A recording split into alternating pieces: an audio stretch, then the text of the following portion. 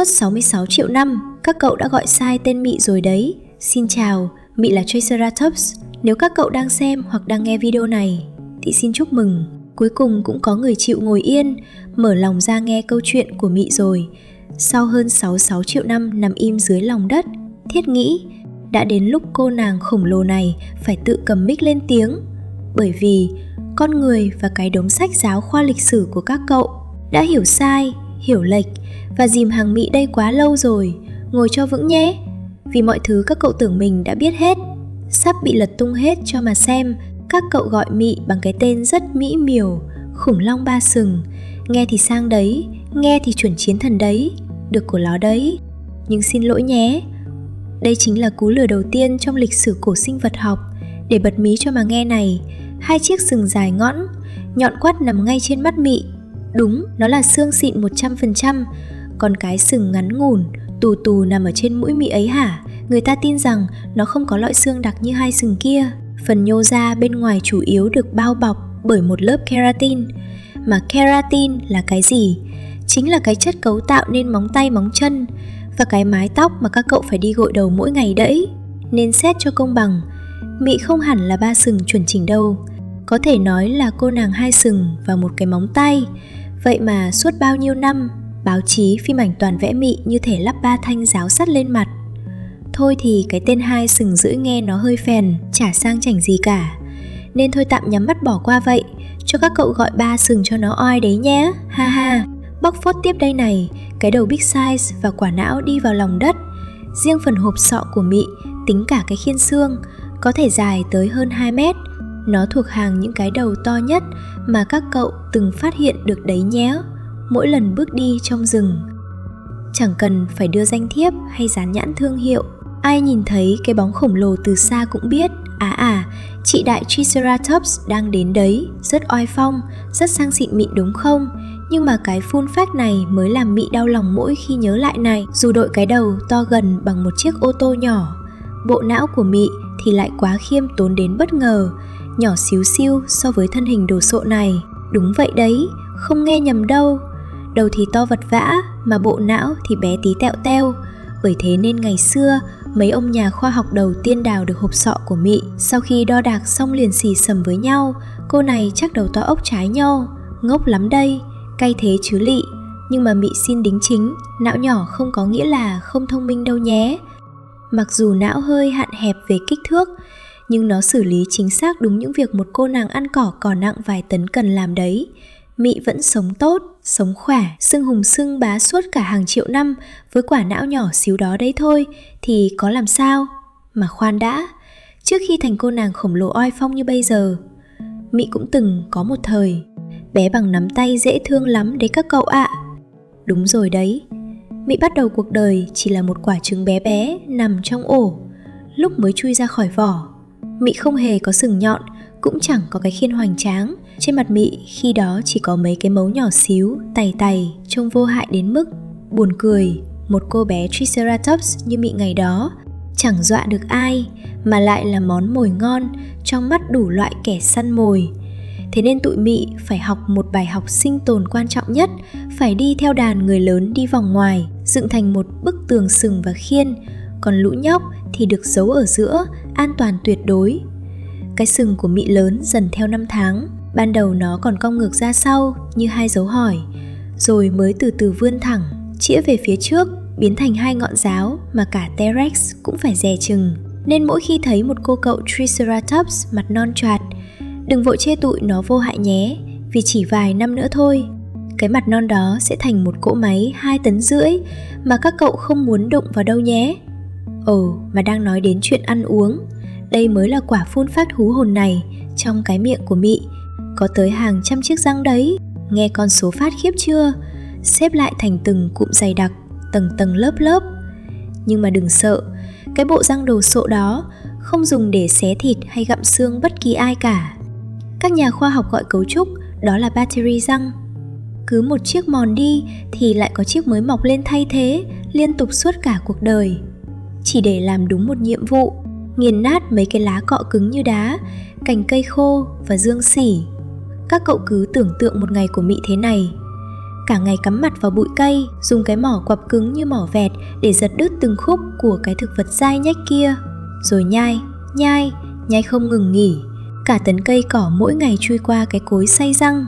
Mặc dù sở hữu cả một bộ nhá khủng như thế mà chỉ để ăn rau củ quả, Mị mà mang chuyện này đi kể cho T-Rex nghe, chắc nó phải cười đến mức rụng luôn hai cái tay teo tóp còn lại của nó mất. Mà lỡ nhắc mãi đến T-Rex rồi, giờ kể hẳn về nó cho các cậu nghe. Mấy người các cậu thì suốt ngày thần thánh hóa T-Rex như trên mạng. Thấy nó xuất hiện trên màn ảnh Hollywood là mắt sáng rực, gật gù khen ngầu. Rất nhiều người nhắn tin hỏi Mị, này chị Triceratops, T-Rex có đáng sợ thật không? Hỏi một câu thừa thãi khủng khiếp. Thứ đó thì thử hỏi ai mà hổng sợ. Các cậu cứ thử tưởng tượng xem, một con quái vật cao lừng lững như một tòa nhà, bước từng bước làm rung cả mặt đất, tiến lại gần cái miệng rộng ngoác đầy răng sắc lẹm như dao gọt hoa quả. Ánh mắt thì nhìn mình như nhìn một chiếc bánh hamburger siêu to khổng lồ. Trong hoàn cảnh đó, các cậu có mất bình tĩnh không? Mị cũng là sinh vật bằng xương bằng thịt.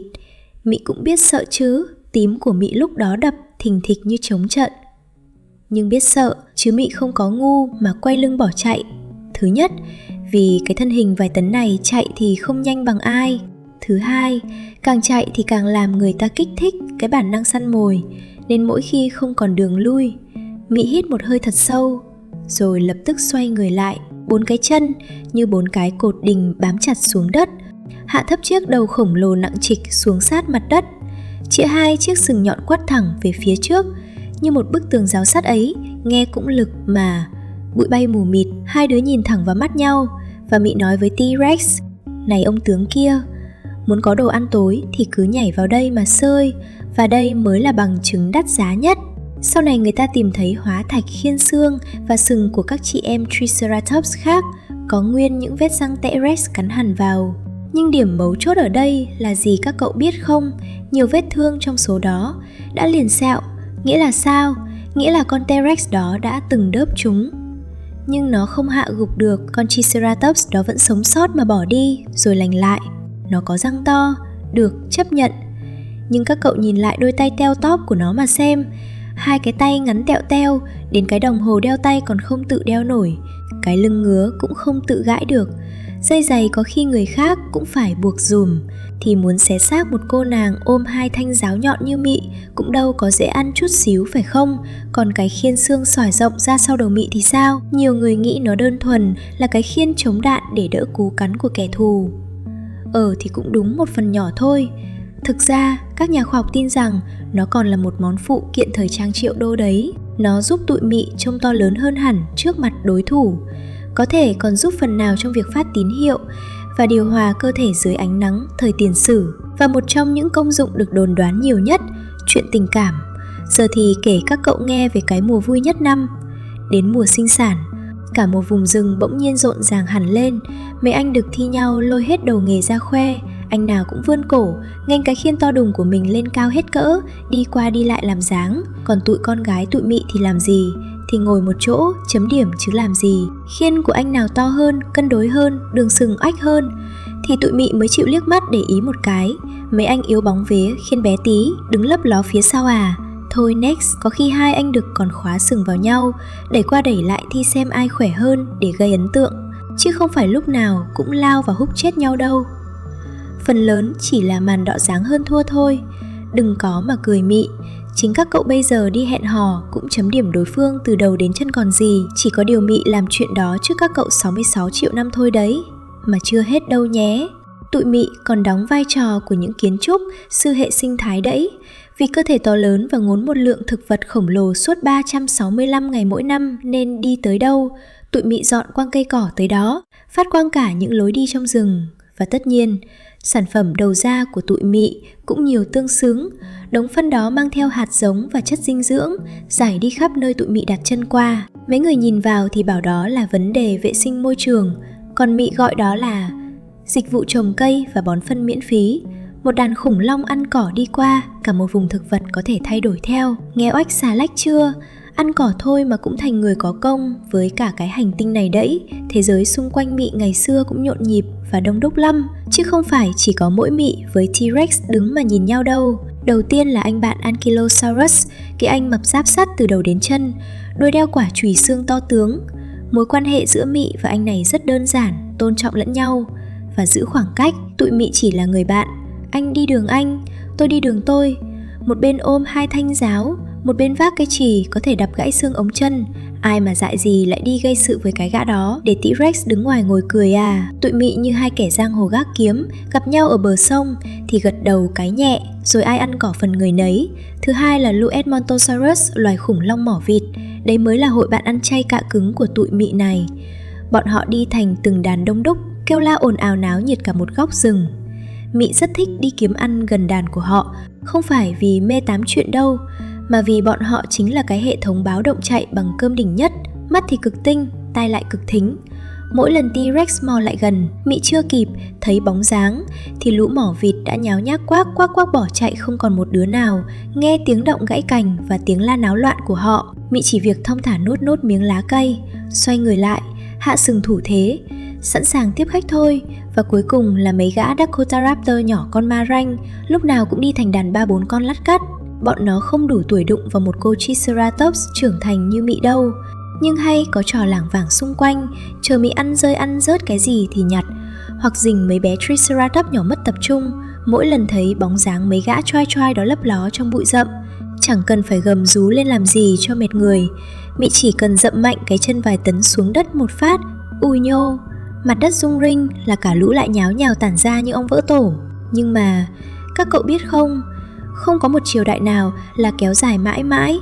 Kể cả triều đại của những kẻ khổng lồ, Mị là một trong những loài khủng long cuối cùng còn đi lại trên trái đất này. Các cậu cứ hình dung mà xem, Mị đã sống ở đoạn cuối cùng của cả một kỷ nguyên khủng long. Rồi một ngày, bầu trời đổi màu, từ tận đâu ngoài vũ trụ, một tảng đá khổng lồ lao vun vút xuống hành tinh. Nó va chạm nhanh mà mạnh đến mức chẳng ai hình dung nổi. Bụi với tro thì bay mù mịt, che kín cả mặt trời chả nhớ được là tới bao giờ. Chả còn một tí ánh nắng nào. Cây cối thì bắt đầu tàn lụi dần dần. Mà một cô nàng ăn chay cỡ bự như Mị thì không biết kiếm sống bằng cách gì khi cây cỏ chết dần, từng đàn. Cả những anh bạn mỏ vịt ồn ào, cả anh Ankylosaurus mặc giáp, ông hàng xóm T-Rex kiêu ngạo, tất cả đều lặng lẽ biến mất. Và Mị, cô nàng 2 sừng rưỡi ngang tàng, cũng nằm xuống, khép lại một trong những chương cuối cùng của thời đại khủng long. Nghe thật buồn phải không? Mà cũng vì chính nhờ cái ngày định mệnh đó mà xương của Mị mới hóa thạch, nằm yên trong lòng đất suốt 66 triệu năm như này. Rồi tự nhiên tới hôm nay, con người các cậu đào Mị lên, lau chùi từng chiếc sừng, dựng Mị trong bảo tàng, và Mị mới có cơ hội ngồi đây kể chuyện đời mình cho các cậu nghe. Nghĩ cũng lạ đời thật đấy chứ ha ha. Thế nên là sau video này, nếu các cậu vẫn muốn gọi Mị là con bò 3 sừng thì ok thôi, Mị cũng vui vẻ chấp nhận chứ biết làm gì bây giờ.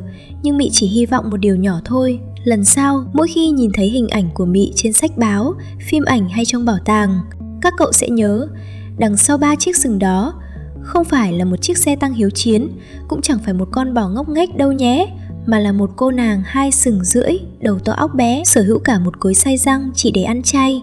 Một cô gái từng đứng vững trước cả vị vua săn mồi T-Rex, một trong những chiến binh cuối cùng của một kỷ nguyên huy hoàng đã mất. Cảm ơn các cậu vì đã chịu ngồi nghe Mị chém gió suốt nãy giờ. Nếu thấy hay thì nhớ để lại một cái like và theo dõi kênh, để lần sau Mị còn rủ thêm mấy đứa bạn khủng long khác lên đây kể chuyện nữa nhẽ, còn nhiều lắm. Giờ thì Mị lại phải đi tìm cây để ăn tiếp đây. Bye bye, hẹn gặp lại.